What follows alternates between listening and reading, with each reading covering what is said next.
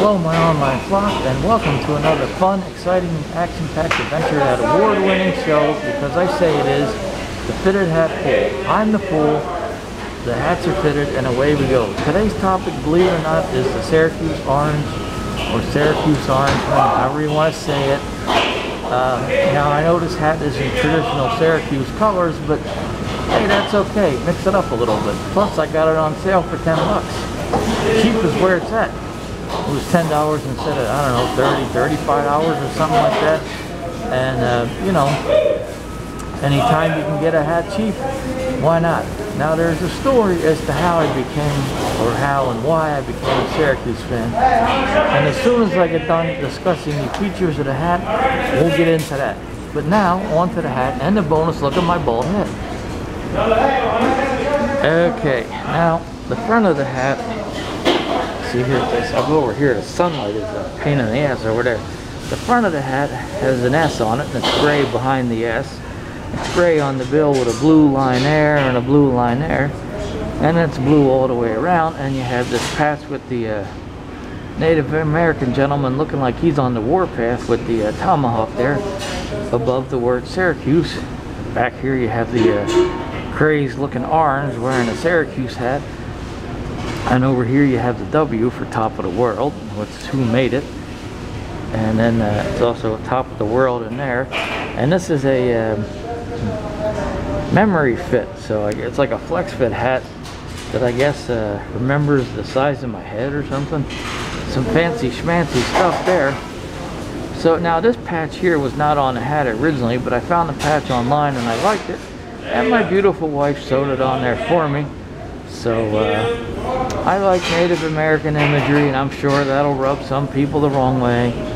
And anything I can do about that. But this was once a Syracuse logo, I think in the 70s into the 80s, I can't remember.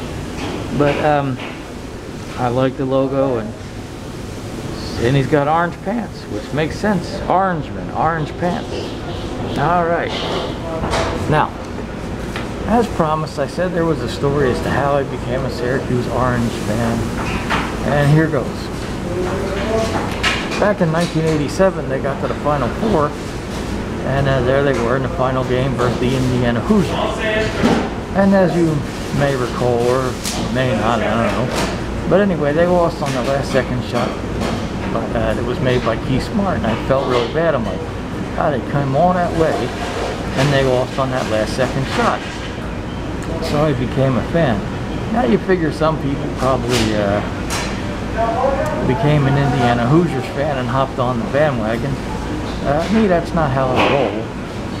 And I felt really bad that Syracuse got all that way and lost on that last second shot.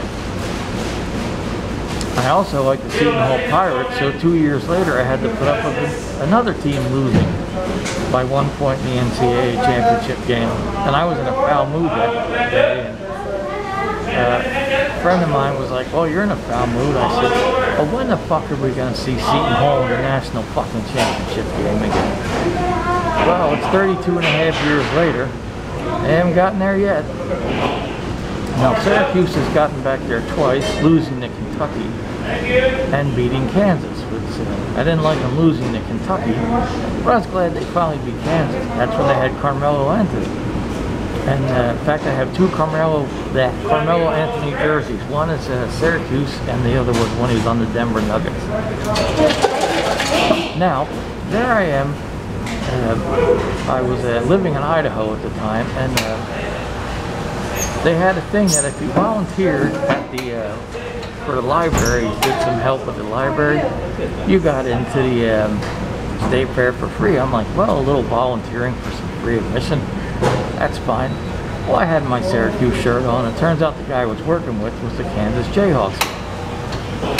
So the whole night he was being an asshole because Syracuse won. And he was like, I don't like the way you're doing this. I don't like the way you're doing that.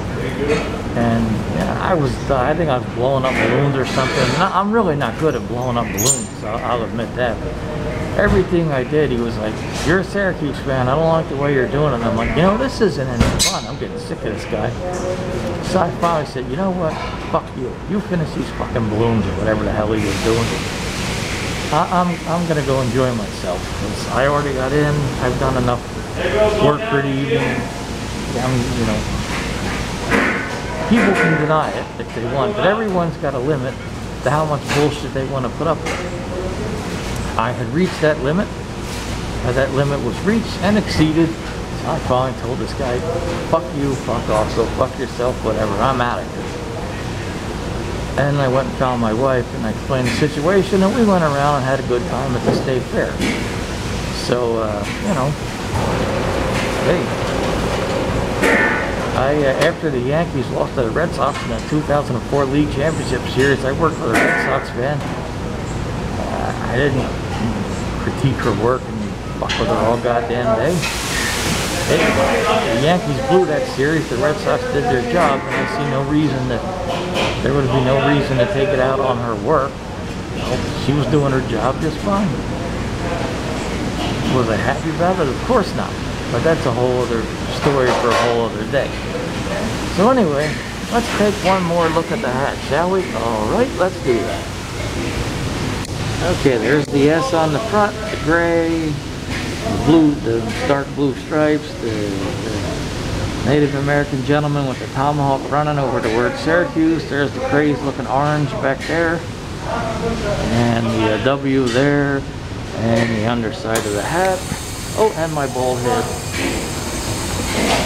So anyway, now that we got all that nonsense out of the way, as always, thanks for watching.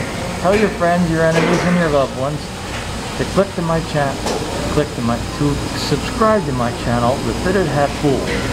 And also, if you get that Ouija board out, tell your deceased loved ones or deceased enemies, watch The Fitted Hat Pool, where I'm the fool, the hats are fitted, and as always, thanks for watching, and don't forget to click that subscribe button, and ring that notification bell too.